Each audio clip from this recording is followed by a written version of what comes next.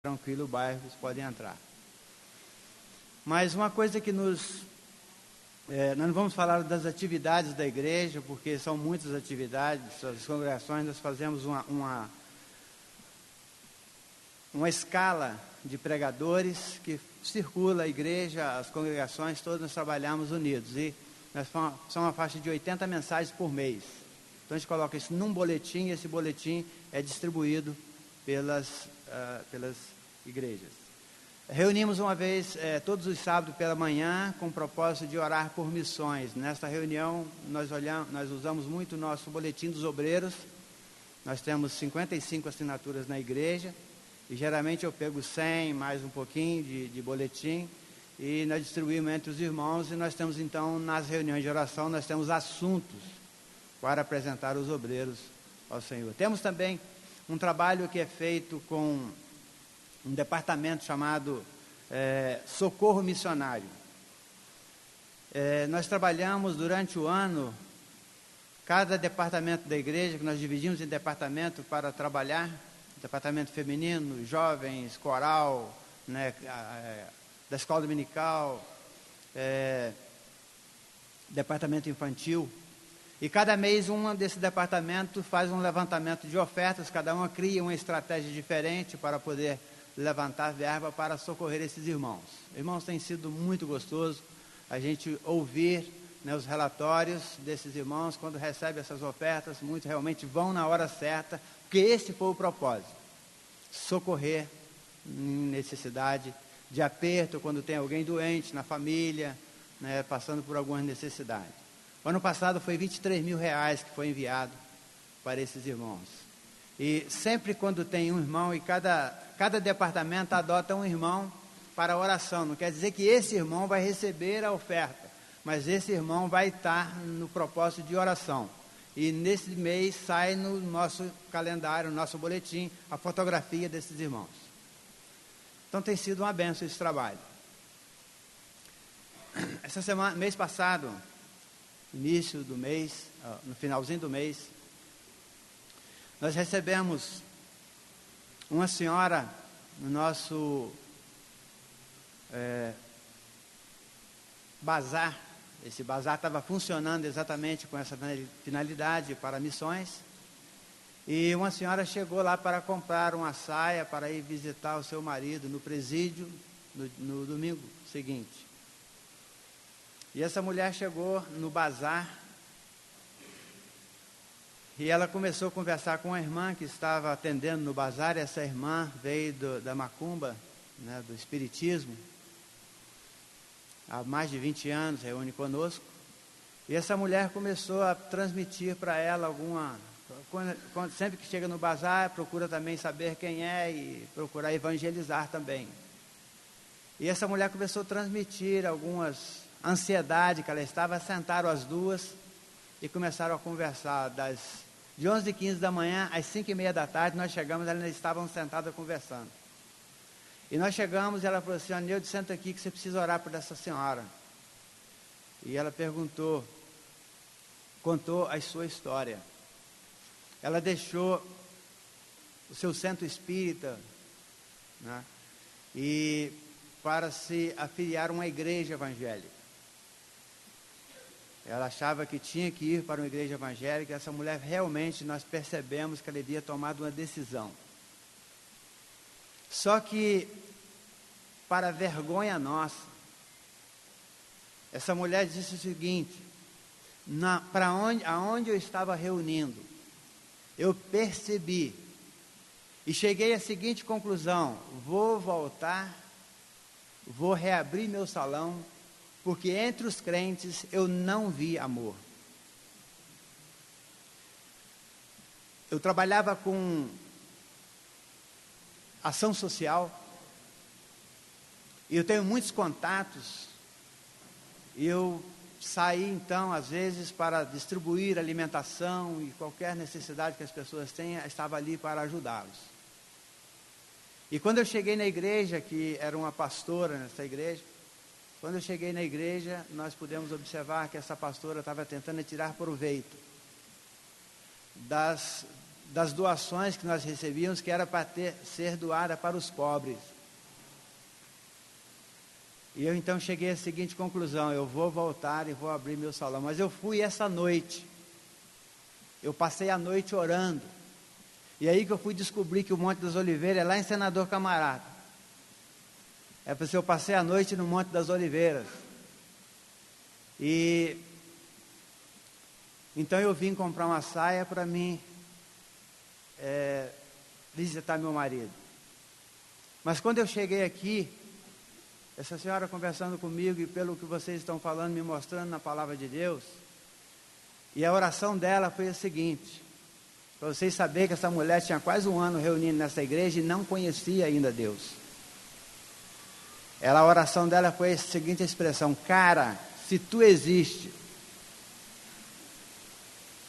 tu vai me mostrar, porque senão domingo eu vou abrir meu salão.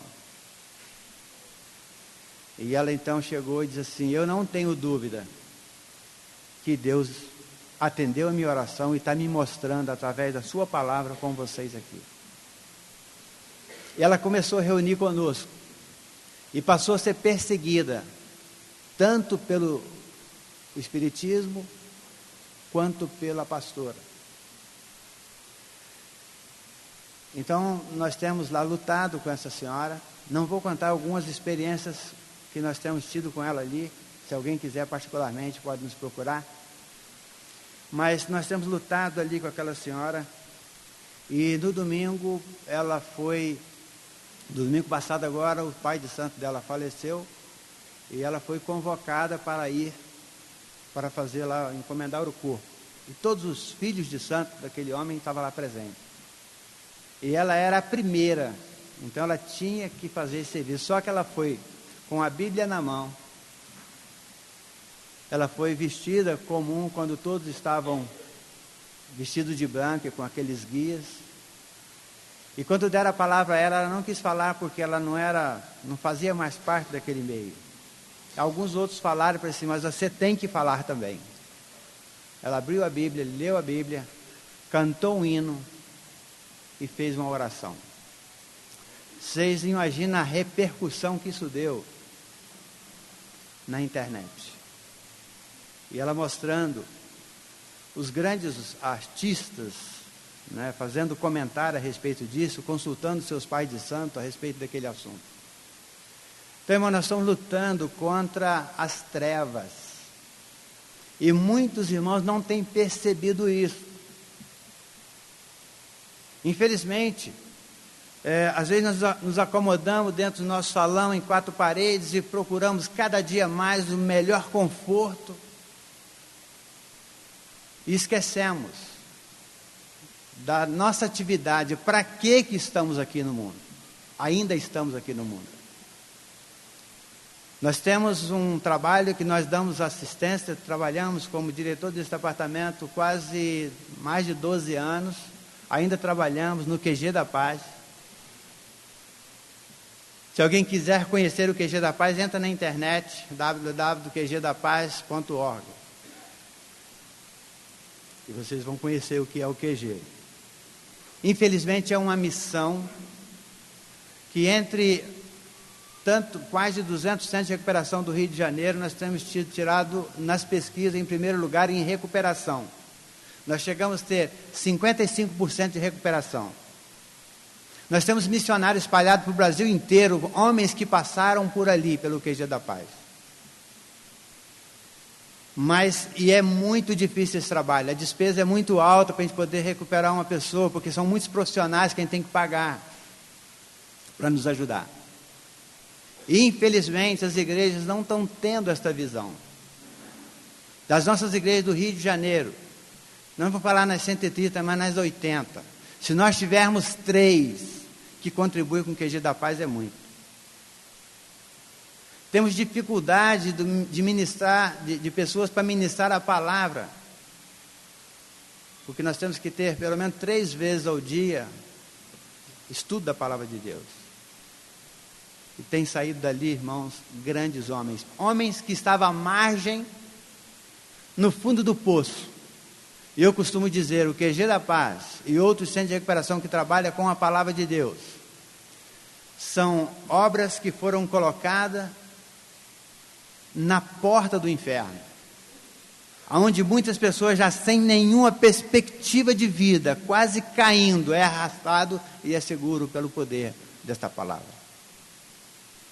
Estive numa reunião de pessoas de centro de recuperações, havia ali mais de 30 centros de recuperação representados, e depois eu vi os homens trocando experiência a respeito de como eles trabalham, e um falava assim: olha, no nosso centro de recuperação o diabo não entra. Quando o indivíduo chega, ele está cheio de demônio ali, a gente ora, ele rola no chão, cai, vira para lá, vira para cá, e a gente entra com ele, e ele vai jejuar e orar. E o outro: nós trabalhamos assim. E eu balancei a cabeça: nós só trabalhamos com o poder da palavra. Nunca, 15 anos trabalhando no QG, nunca vi um homem cair endemoniado. Porque o poder dessa palavra não permite. Paulo diz nos Efésios: no demais, irmãos meus, fortalecei-vos no Senhor e na força do seu poder. Tem muitas pessoas querendo fortalecer na sua própria força, no seu próprio conhecimento, no seu próprio entendimento. E não sabe que o Senhor Jesus diz: sem mim nada podeis fazer. Então nós temos louvado a Deus por estas vidas. Quantos passaram por aqui, Uberlândia, trabalhando na SEAME? Temos aí o nosso irmão Marcelo Tavares, um homem que era para estar morto, né, Marcelo? Mas pelo poder da palavra de Deus. Marcelo, quando recebeu a palavra, ele ficou uma semana no QG, ele fugiu, não quis mais, e nós tínhamos uma regra: não podia mais ficar, não podia voltar. E quando o tráfico queriam assassinar ele, nós fomos lá, arriscamos a vida, passamos com ele deitado no fundo do carro, perto dos bandidos, e levamos para a rodoviária, mandamos para Uberlândia. Aqui o Marcelo começou a perceber: mas por que os irmãos fizeram isso comigo? Minha família não tinha condição de pagar nem a gasolina do carro para me levar para o centro de recuperação. Eles pagaram a minha passagem para Uberlândia, uma passagem cara. Mas por que isso? Nós não temos nada a dar em troca. E o Marcelo diz o seguinte: o segredo deve estar aqui. Quando os irmãos foram ministrar a palavra, ele passou a ouvir a palavra. E a fé vem pelo ouvir. Porque lá no QG ele escutou muitas mensagens, mas ele não ouviu. Então, graças a Deus, é um grande homem de Deus. A gente tem orado pelo Marcelo, ele tem sido também uma bênção, né? Esse e muitos outros, nós poderíamos contar experiência para vocês. Então, irmãos, a igreja precisa despertar. Precisamos despertar. Irmãos, não seja vagaroso no cuidado. Essa senhora lá em Senador Camará, ela está com algumas necessidades, porque a macumba daria tudo. E quando a igreja planeja alguma coisa para ajudar, o inimigo vai na frente. Mas graças a Deus, nós temos uma lá que tem mais ou menos 20 anos, que quando o marido dela nunca tinha ido ao trabalho, 19 anos, nunca sabia que era trabalhar, porque viviam da macumba. Quando aquela mulher se converteu, que quebrou aquilo tudo, jogou aquilo tudo fora, eles não tinham como se sustentar. E ela estava sem nada em casa. As irmãs me chamaram, e eles vão no mercado fazer uma compra para a irmã. Quando nós chegamos lá, fizemos a compra. Quando nós estávamos no mercado fazendo a compra, chega um homem de São Paulo, um empresário, e diz para ela assim: um dia eu estive aqui, minha empresa estava falida, e a senhora me deu eu fiz uma consulta com a senhora, e a minha empresa hoje está muito bem, está progredindo muito com as orientações que eu recebi. E eu vim aqui pagar a senhora, que naquela época nem condição de pagar a consulta eu tinha. Tirou um pacote de dinheiro e colocou na mão, ofereceu àquela senhora: toma. E ela olhou para ele e disse: eu não vivo mais disso, eu não pertenço mais a esse meio. Hoje eu sou crente no Senhor Jesus Cristo, pode levar o seu dinheiro. Aquele homem voltou correndo, entrou no carro com o seu motorista e foi embora. E ela entrou dentro de casa desesperada: mas eu não tenho nada, nem nada para fazer para o almoço, como é que eu fui dispensar aquele dinheiro?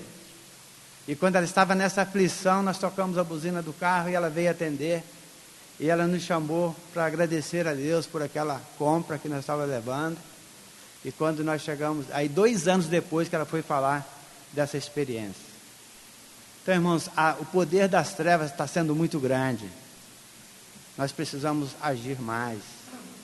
Precisamos consagrar mais nossas vidas. Porque nós estamos muito preocupados com o nosso bem-estar no mundo. E nós temos que preocupar mais com o que temos a receber na glória. Então, que Deus nos abençoe. Orem por nós ali em Senador Camará. Tem sido muito difícil com esses dias, né, que estamos vivendo, mas graças a Deus tem nos dado a vitória. Nós podíamos ter contado outras experiências para vocês, mas o tempo não nos permite, né? Não queríamos fazer igual o João, esperar bater palma aí, né? Mas queremos que os irmãos nos ajudem, para que possamos continuar essa batalha. Eu disse ontem para o irmão, ele assustou. A igreja de Senador Camará está fazendo 45 anos este ano. A igreja chegou a ter quase 200 membros. A igreja nunca abriu uma conta bancária. E os irmãos contribuem bem. O dinheiro que entra, sai, porque nós não queremos deixar dinheiro. Aguardamos o arrebatamento da igreja a qualquer momento. Nós não queremos deixar dinheiro para o anticristo. Queremos investir tudo na obra de Deus. Amém.